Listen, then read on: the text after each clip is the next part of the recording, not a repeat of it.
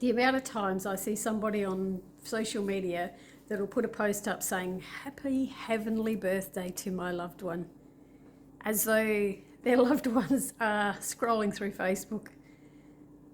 It just makes me smile because that's only, and I understand it, it's only for the comfort of the person living. The person that has passed doesn't care that it's their birthday. They don't read, they don't have eyes. They don't read. The way that they communicate is through an energy. It's so different. But we are stuck. We get stuck in believing that when somebody has died, they're exactly the same on the other side. Like they look the same, they have the same body. And the whole reasoning for writing Happy Heavenly Birthday is because somebody on Earth's side is feeling lonely, or they need some attention, or they want some empathy or sympathy from people. And by putting that comment up, other people can say, "Thinking of you at this time," or "I remember your relative. I'm sorry that you're going through, I'm sorry that you're feeling lonely at the moment." And it's just there for the comfort of the person that's living, to get some kind of feeling that they want to feel. Because if they didn't need to feel that, they wouldn't put it on social media. If you're really, really content in yourself and you don't need to have people pouring sympathy your way or giving you attention, then you wouldn't put anything up like that. You just keep it to yourself. And another thing I read also is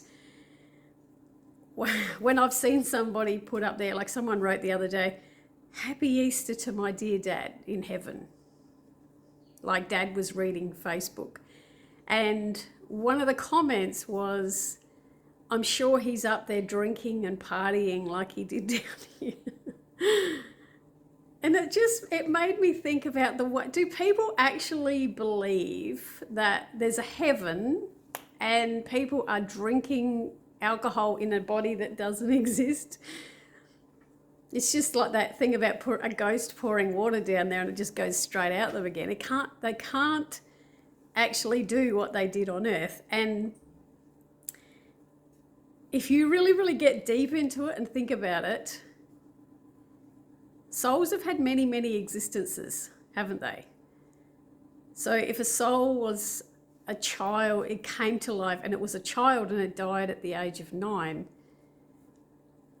and then that's part of that soul went back to the huge big source energy that's there, and then another part of that soul broke off again and came into a female and created a whole human story, finished that life, returned again to that giant soul energy, and again part of that soul broke away and came again into the life that you knew.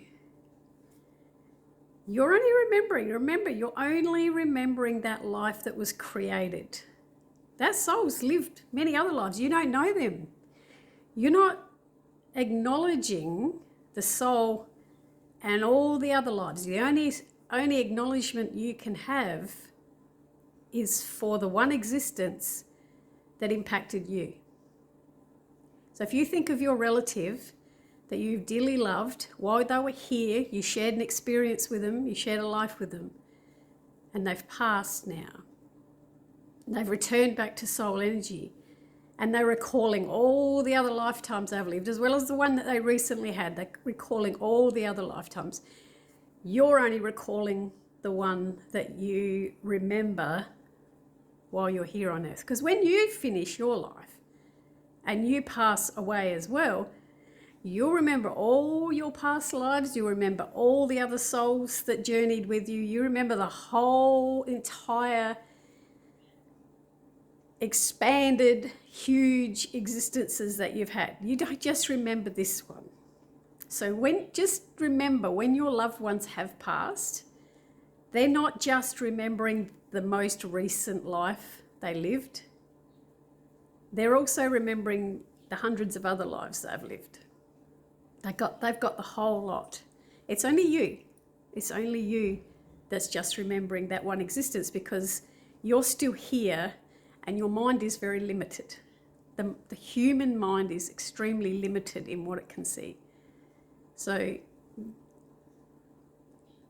they are they are remembering an awful lot more. They see this huge expanse of the universe, but we see just a small part.